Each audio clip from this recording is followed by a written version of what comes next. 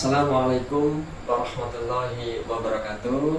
Perkenalkan, saya Muhammad Miftahul Huda, dosen pada program studi S1 Pendidikan Guru Sekolah Dasar, Fakultas Sains Teknologi dan Pendidikan Universitas Muhammadiyah Lamongan. Beberapa mata kuliah yang telah saya ampu, diantaranya yaitu mata kuliah Profesi Keguruan, Teknologi Informatika di Sekolah Dasar, Pengenalan Lapangan Persekolahan, Pendidikan Pancasila, Konsep Dasar IPS SD, Metodologi Penelitian dan Pendidikan Seni Musik dan Suara di Sekolah Dasar. Adapun dalam kesempatan ini, satu mata kuliah yang menjadi andalan saya yaitu mata kuliah wajib, mata kuliah Profesi Keguruan. Mata kuliah Profesi Keguruan merupakan mata kuliah wajib yang harus ditempuh oleh mahasiswa calon guru, mahasiswa PGSD pada semester 2, di mana mata kuliah Profesi Keguruan memiliki bobot 2 SKS teori. Bahan kajian dalam mata kuliah Profesi Keguruan diantaranya yaitu hakikat dan konsep profesi keguruan, hak dan kewajiban dari seorang guru, peran dan kompetensi guru pada abad ke-21, manajemen kelas, keterampilan dasar mengajar, hingga interaksi edukatif. Sebagai dosen, saya telah melaksanakan Tridharma Perguruan Tinggi. Salah satunya yaitu Dharma Pendidikan melalui pengajaran mata kuliah Profesi Keguruan. Dalam perkuliahan, saya menggunakan pendekatan DIA, Delivery, Interaction, dan Assessment. Delivery, yaitu di mana saya menyampaikan materi kepada mahasiswa, namun sebelum itu saya menyampaikan capaian pembelajaran, di mana capaian pembelajaran merupakan turunan dari CPL Prodi yang dibebankan kepada mata kuliah Profesi Keguruan. Selanjutnya yaitu Interaction.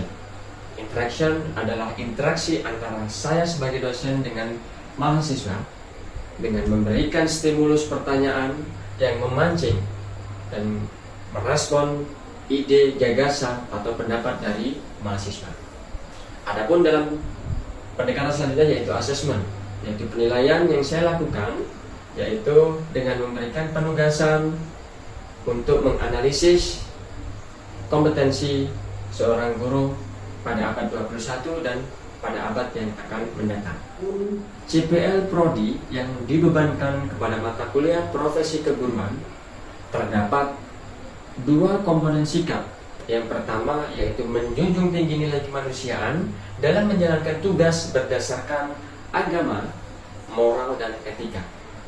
Yang kedua, berkontribusi dalam peningkatan mutu kehidupan bermasyarakat, berbangsa, bernegara, dan kemajuan peradaban berdasarkan Pancasila. Dalam aspek pengetahuan terdapat dua, yaitu menguasai prinsip dan teori pendidikan di sekolah dasar dan menguasai pengetahuan lintas bidang ilmu yang sesuai dengan perkembangan iptek dengan memperhatikan kearifan lokal. Adapun CPL Prodi yang dibebankan kepada mata kuliah Profesi Keguruan dalam aspek keterampilan umum yaitu menguasai prinsip dan teori pendidikan di sekolah dasar. Sementara keterampilan khusus terdapat satu, yaitu mampu menerapkan prinsip dan teori pendidikan melalui perancangan dan pelaksanaan pembelajaran di sekolah dasar. Adapun cap PMK yaitu terdapat 5. Yang pertama, mampu memahami dan menguasai konsep dan hakikat profesi keguruan. CPMK kedua, mampu menganalisis peran dan kompetensi guru dalam pendidikan abad ke-21. CPMK ketiga, mampu menganalisis kode etik, undang-undang, dan organisasi profesi guru. CPMK keempat, mampu mengorganisasi manajemen kelas dan keterampilan mengajar. Serta CPMK 5, yaitu mampu menunjukkan interaksi edukatif. Adapun sub CPMK dalam mata kuliah Profesi Keguruan ini terdapat 7 sub CPMK. Yang pertama, menjelaskan sistem perkuliahan dan garis besar bahan kajian atau materi kuliah Profesi Keguruan. Yang kedua, menjelaskan konsep profesi keguruan, hak dan kewajiban guru, serta organisasi profesi keguruan. Sub CPMK ketiga menganalisis peran dan kompetensi guru dalam pendidikan abad ke-21. Sub CPMK keempat mengklasifikasikan jenis kompetensi guru. Sub CPMK 5 menganalisis kode etik dan undang-undang tentang guru. Sub CPMK ke-6 merumuskan keterampilan dasar mengajar. Sub CPMK 7 merancang organisasi kelas dan interaksi edukatif. Pustaka utama dalam mata kuliah profesi keguruan yaitu buku referensi dengan judul Etika Profesi Keguruan oleh Suherman dan Saloni. Yang kedua, Profesi Keguruan oleh Wahidin dan Rino Alexandro. Adapun pustaka pendukung yaitu Profesi Keguruan menjadi guru yang religius dan bermartabat. Adapun juga Revolusi Guru dalam Pembelajaran abad ke-21 serta Karakteristik Keterampilan Guru abad ke-21 dan buku ajar kode etik profesionalisme guru. Dalam mata kuliah profesi keguruan terdapat presentasi evaluasi. Terdapat 4 komponen. Komponen yang pertama yaitu UTS dengan bobot 30%. Komponen kedua yaitu UAS dengan bobot 35%. Komponen ketiga penugasan dengan bobot 20%. Dan komponen keempat keaktifan dengan bobot 15%. Pendekatan yang saya gunakan dalam perkuliahan yaitu student center learning, di mana saya memfokuskan kegiatan pembelajaran atau perkuliahan kepada mahasiswa. Saya sebagai dosen menstimulus dengan memberikan ceramah singkat materi tentang peran dan kompetensi guru, dibantu dengan PowerPoint yang selanjutnya memberikan pertanyaan-pertanyaan kepada mahasiswa untuk merangsang ide, gagasan, pendapat dari mahasiswa. Penilaian dalam mata kuliah profesi keguruan yaitu dengan diskusi, kemudian presentasi, penugasan, pembuatan makalah, dan penilaian sikap. Demikian pemaparan mata kuliah profesi keguruan yang saya ampu, dan berikut ini mari kita simak video pembelajaran di kelas yang telah saya lakukan dengan materi peran dan kompetensi guru pada abad ke-21. Selamat menyaksikan. Bismillahirrahmanirrahim. Assalamualaikum warahmatullahi wabarakatuh. Waalaikumsalam warahmatullahi wabarakatuh. Alhamdulillahirabbil alamin. La haula wala quwwata illa billahil aliyyil azim. Asyhadu an la ilaha illallah wa asyhadu anna Muhammadan abduhu wa rasuluh. Apa kabar hari ini teman-teman? Alhamdulillah, luar biasa. Allahu Akbar. Yes. Oke, luar biasa ya. Teman-teman, hari ini masih dengan mata kuliah profesi keguruan. Nah, pada pertemuan hari ini kita akan mempelajari tentang peran dan kompetensi guru dalam pendidikan abad ke-21 ini. Namun sebelum itu, ya, karena ini sudah siang menjelang sore, saya ingin Pak Mirsa tetap menjaga semangat dengan kita jargon seperti biasa ya, oke? Oke. Kalau bandnya BGSD. Asik. BGSD. Asik. BGSD. Asik. Luar biasa. Oke, teman-teman. Nah, di program studi PGSD kita akan mempelajari juga tentang peran dan kompetensi guru, dan juga di abad ke-21 ini adalah 3 hal yang sangat penting. Perannya apa, ya, kemudian kompetensinya apa, dan kaitannya sama abad ke-21. Oke, lanjut.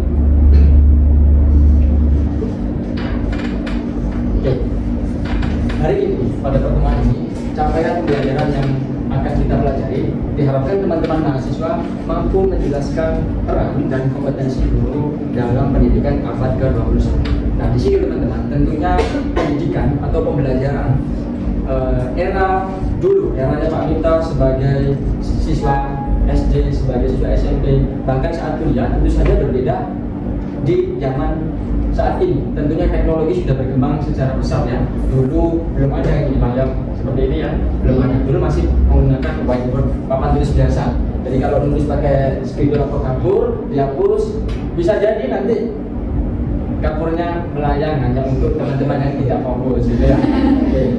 Selanjutnya, oke teman-teman, peran guru di abad ke-21. Nah, yang perlu digarisbawahi adalah di sini, nah, guru bukan lagi menjadi sumber belajar. Mengapa demikian? Ada nggak yang bisa? Artinya guru itu sudah menjadi bukan satu-satunya sumber belajar. Kalau dulu siswa datang, semua informasi itu diperoleh dari seorang guru. Nah, saat ini guru itu perannya sudah berkembang teman-teman. Sini perannya menjadi seorang mentor, kemudian fasilitator, motivator. Nah, kita bahas 4 dulu, dan inspirator, menjadi mentor. Nah, guru itu ya, kalau istilahnya di buku dan di biru ya, mulai dari datanya, kemudian penampilannya seperti apa, cara berbicaranya seperti apa. Nah, itu harus menjadi sosok tauladan bagi seorang siswa ya. Kita bisa bayangkan, kita mendidik bagaimana cara bersikap sopan, tapi kita sebagai guru ngomong sama siswa atau mahasiswanya tidak dijaga, seenaknya sebenarnya. Mana mungkin kan siswa akan menjadikan kita sebagai tauladan ya. Itu adalah kaitannya sama guru sebagai seorang mentor. Nah, kemudian fasilitator. Nah, fasilitator artinya kan memfasilitasi. Guru saat ini berperan sebagai fasilitator untuk memfasilitasi kegiatan pembelajaran.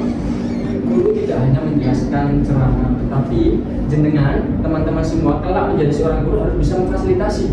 Artinya apa? Di dalam sebuah kelas yang namanya siswa itu sifatnya adalah unik, memiliki karakter yang berbeda, memiliki latar belakang yang berbeda, ya, latar belakang sosio-emosional yang berbeda, mungkin dari pekerjaan orang tuanya berbeda.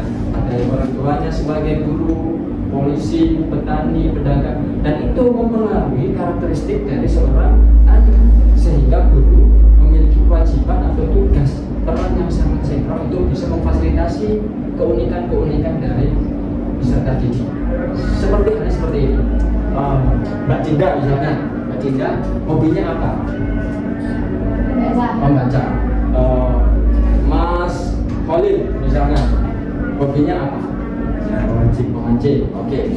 Dua hal ini dari pertanyaan sederhana ini ada dua jenis hobi yang berbeda. Nah, demikian juga dari siswa-siswi anak SD nanti. Mereka dengan polosnya pasti cita-citanya, hobinya bermacam-macam.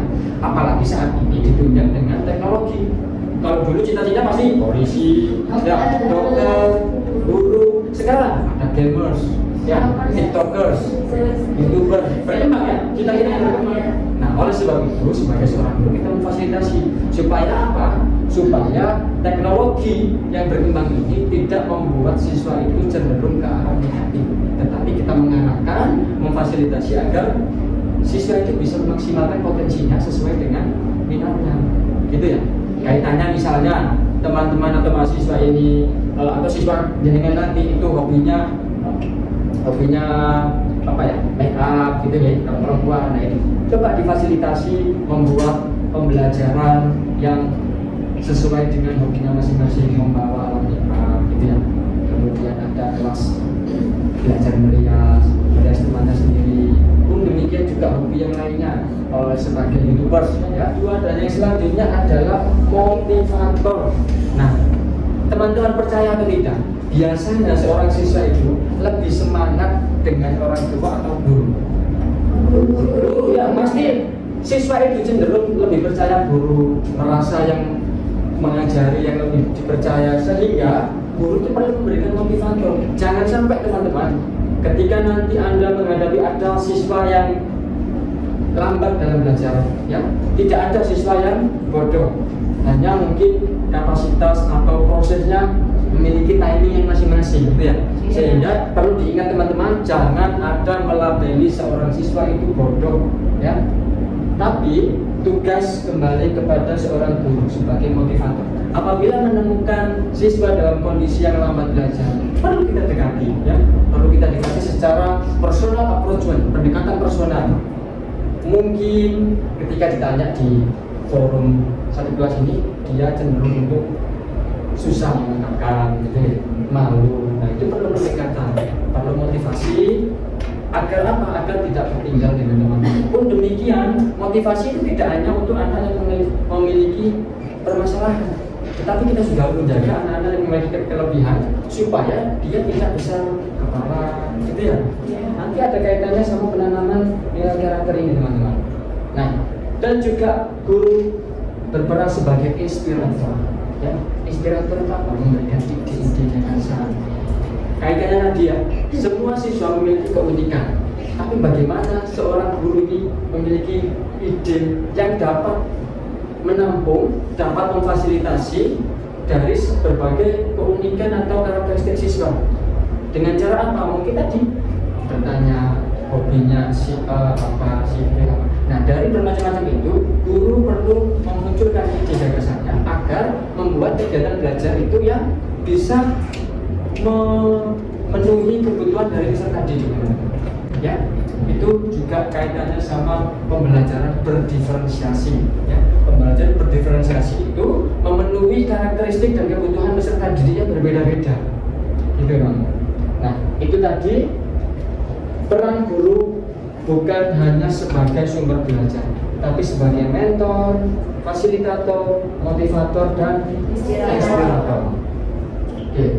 Nah, teman-teman, kaitannya dengan guru berperan sebagai mentor, fasilitator, motivator, tetapi ada hal yang juga tidak kalah penting di zaman saat ini. Itu kita lihat degradasi moral, degradasi karakter. Degradasi itu apa? Penurunan, ya, degradasi penurunan. Apa? Mungkin kita lihat anak-anak saat ini yang kurang, ya, kurang rasa empatinya, toleransinya. Nah ini, maka di sini tugas seorang guru untuk menumbuhkan dan menanamkan nilai karakter. Nah, kalau dulu teman-teman, fungsi guru itu hanya berfokus kepada akademik saja, kepada aspek kognitif ya. Tapi saat ini guru itu juga memiliki peran yang sangat luar biasa, tanggung jawabnya itu besar. Nah, jadi tidak hanya akademik, tetapi penanaman nilai kebajikan, pengalaman beliau sebagai seorang yang dewasa yang memiliki banyak pengalaman untuk memberikan wejangan, motivasi. Dan di sini nih, ya, empati dan toleransi ini adalah muara dari pembelajaran pendidikan yang kita berikan kepada anak didik kita. Ya, muara dari pembelajaran baik aspek kognitif, afektif, dan psikomotor itu adalah perilaku yang ditampakkan. Gitu ya, bagaimana dia menghargai sesama, menghargai keberagaman, bahwa di Indonesia ini sangat beragam ya. Dari agama saja ada bermacam-macam, dari suku, bahasa. Nah, dengan keberagaman itu, maka sangat penting seorang guru itu menanamkan nilai karakter ini, yang nanti muaranya adalah empati dan toleransi. Oke, sampai di sini apakah ada pertanyaan? Saya izin bertanya. Oke, silakan Mas, coba berdiri Mas. Mengenai peran guru, apa perbedaan peran guru di zaman sekarang dan zaman dulu, dan sekaligus berikan contoh dalam segi pembelajarannya. Oke, terima kasih tepuk tangan untuk. Jadi ini pertanyaan yang luar biasa dari Mas Koni, bahwa pembelajaran atau peran guru di zaman saat ini dan zaman dulu sangat berbeda, bisa dikatakan 180 derajat berbeda. Mengapa demikian? Yang pertama, nih dulu ya, guru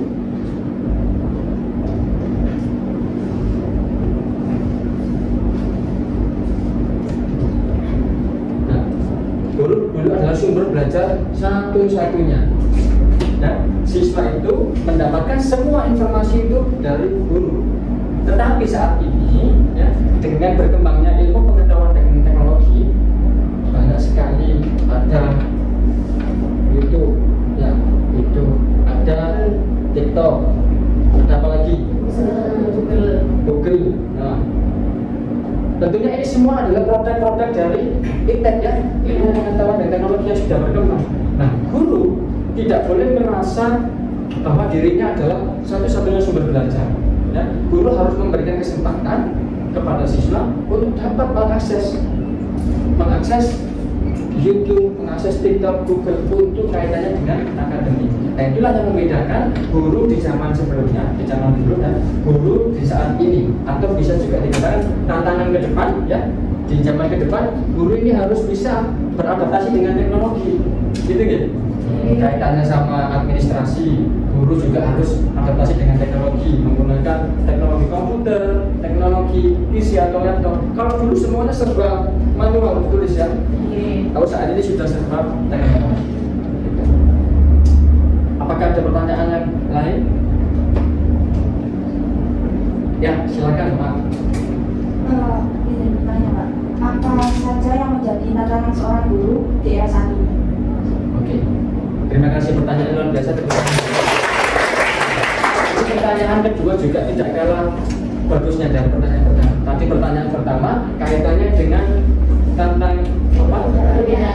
Perbedaan peran guru di zaman dulu dan zaman sekarang. Saat ini ada pertanyaan tantangannya. Nah, jadi dengan semua ini, mahasiswa prodi PGSD ini memiliki tantangan yang tidak mudah ke depannya. Saat ini tidak mudah, apalagi ke depan. Tantangan itu kaitannya juga sama IT, ya. IT ini memiliki dampak yang luar biasa terhadap perubahan paradigma kehidupan. Ya, dulu misalnya belajar hanya dengan buku aja ya, buku teks dibaca. Saat ini tadi beberapa produk dari teknologi digital ada YouTube, TikTok, Google, ya, yang itu semua bisa diakses dengan mudah ketika seseorang memiliki alat yang bernama handphone. Yang berikutnya, oke, nah ini adalah kompetensi guru di abad ke-21. Yang pertama,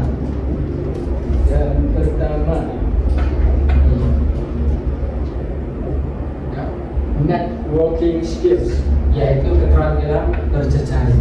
Keterampilan berjejaring ini apa? Intinya adalah keterampilan Anda itu menjadi kerjasama dengan sesama. Menjadi seorang guru itu tidak hanya menjadi kerjasama dengan teman-teman sesama guru, tetapi apa? Masyarakat, orang tua, ya, mungkin juga rekan sejawat di instansi yang lain. Nah itu kita perlu memiliki skill itu. Karena apa? Di saat ini itu sudah tidak diunggulkan untuk kompetisi, tetapi harus bisa berkolaborasi. Ya, itu jadi tidak boleh ada sikap iri-irian untuk kompetisi, tapi harus berkolaborasi. Itu yang pertama, networking skill. Yang kedua adalah communication skill, keterampilan komunikasi. Keterampilan berkomunikasi itu teman-teman. Anda nanti sebagai guru, calon guru itu juga harus bisa keterampilan berkomunikasi, melihat situasi kondisi. Anda harus bisa membedakan komunikasi dengan siswa, komunikasi dengan rekan sejawat, dan juga komunikasi dengan orang tua. Itu harus dilatih. Jangan nanti ada istilah saya ini introvert. Ya, harus belajar. Ya. Bagaimana caranya? Biasakan ini. Biasakan komunikasi 5W 1. Nah, kalau Anda tidak punya bahan di sini, ingat 5W1 apa? Tanya apa? Gitu kan?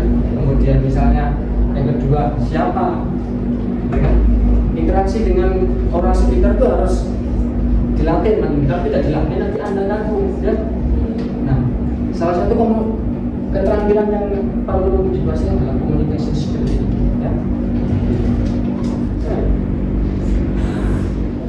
Oke teman-teman, jadi itulah yang kita pelajari pada siang hari ini tentang peran dan kompetensi guru dalam bidang pendidikan di abad ke-21.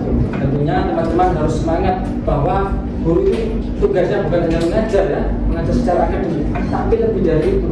Guru harus bisa menjadi fasilitator, mentor, ya, motivator, inspirator. Sama halnya seperti yang disampaikan oleh Bapak Pendidikan kita. Ki Hajar Dewantara apa? Imerson, Tuturi Handayani. Nah, kita secara mandiri analisis tantangan guru di masa depan. Ya. Nah, yang kedua analisis kompetensi guru di masa depan. Nah, jadi masa depan ini seperti apa? Kira-kira yang menjadi tantangan guru di masa depan itu seperti apa sih? Ya? Kemudian kompetensi yang harus dikuasai guru di masa depan itu apa?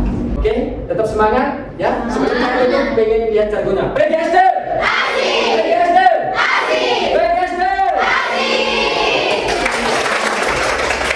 Demikian yang bisa saya sampaikan, lebih kurangnya mohon maaf. Saya akhiri. Wassalamualaikum warahmatullahi wabarakatuh.